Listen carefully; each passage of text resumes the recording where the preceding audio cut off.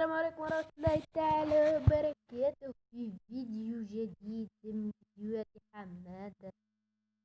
قبل بداية الفيديو ضع لايك واشترك في القناة وتابع نص المزيد من الفيديوهات. اليوم سنتحدث عن الشكل بين الروبوت والفرق بين الروبوت وبين المواسم الأخرى. في رأيكم أي شكل أفضل؟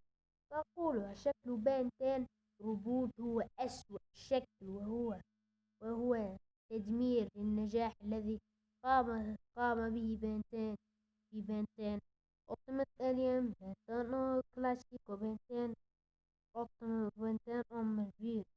كانت الأجزاء الناجحة حتى ينتجون لنا بنتين روبوت، أسوأ سلسلة التي انطلعت في سنة تم إنتاجها في سنة 2019، وهي أسوأ تشبيه لبنتين.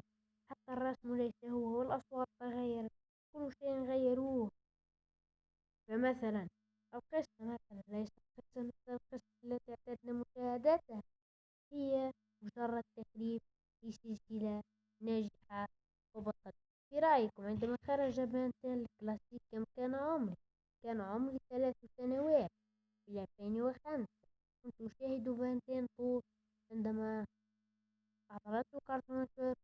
كان عمري 8 سنوات. كنت لا أتوقف عن مشاهدته حتى تم تخريب كل النجاح الذي فعلته كارتون نتورك ببنتين. إنه أنقذ كارتون نتورك عندما كانت في بداياتها، ولكن عادوا